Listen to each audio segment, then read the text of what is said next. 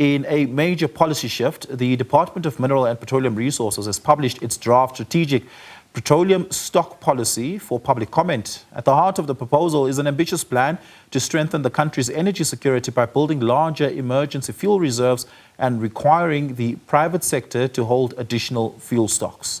Supporters say the move could shield South Africa from global oil shocks, geopolitical conflict and supply chain disruptions. Critics, however, warn that the added cost of storing more fuel could eventually find their way to motorists through higher prices at the pump. So, is this the energy security South Africa has been waiting for, or could it come at a cost that consumers and businesses will ultimately have to bear? Joining me to have this conversation is former executive for Eskom, as well as City Power, Vally Padayachee, joining us there now. Prof. Padayachee, thank you so much for your time. Really do appreciate you joining me for this conversation. South Africa used to have 10 million barrels of oil reserves in stockpile, and then previous Minister of Petroleum Resources, Tina Joemat, sold those, and then they had been over the years reacquired through some means, and now we have 8 million barrels of reserve oil in stockpile. Just perhaps before we speak about the policy, is 8 million enough? No, I would argue no, because if you look at what the stats say, but before the stats, South Africa is a very energy-intensive country. You know, in many aspects of our industry, we use lots of energy, and so we use about 27 billion barrels of crude oil or petroleum products per day, and 90% of that goes towards the transport sector, which underpins all of that.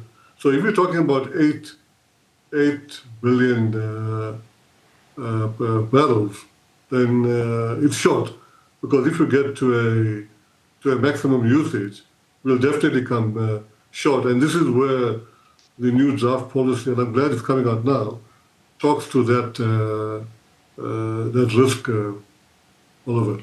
Yeah, let's talk about this policy. It will then set a minimum threshold, presumably, for the state to have in terms of stockpile.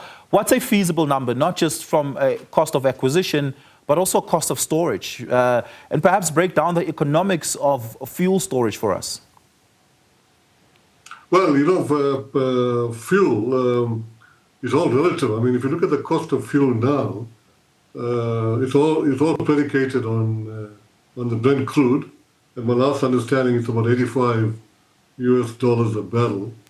And so if you're keeping, and I think the state wants to keep about 60 to 90 days of stock of crude oil, and if you keep that stock of 90 days at about $85 a barrel to maybe $100 a barrel, it comes at a significant cost. So that's a significant cost.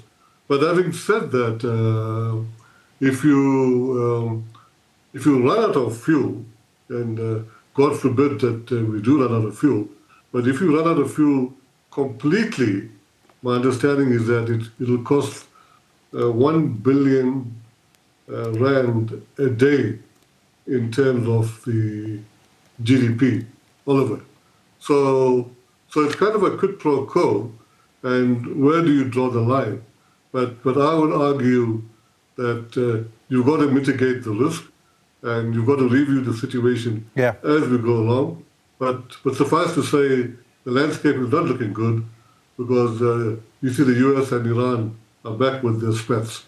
Yeah, and importantly here is the private sector will also be required to hold fuel stock reserves.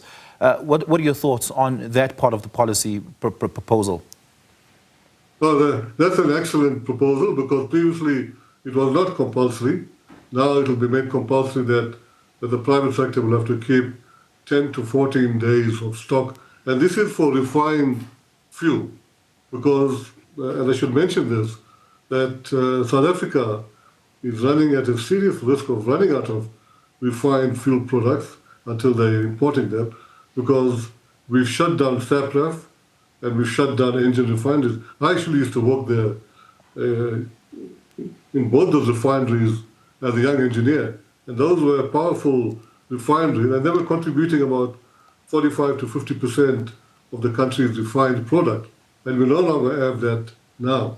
So I think it makes sense, and it's proven that the private sector will keep 10 to 14 days, or be forced to keep stock at their own cost of refined product, Oliver. Yeah, well, we're going to have to leave it there. Prof. Padayachee, thank you so much for your time. Really do appreciate it. Vally Padayachee, energy expert, talking to us there on the draft proposal by the Minister of Mineral and Petroleum Resources, Gwede Mantashe, on mandatory fuel stockpiling for reserves.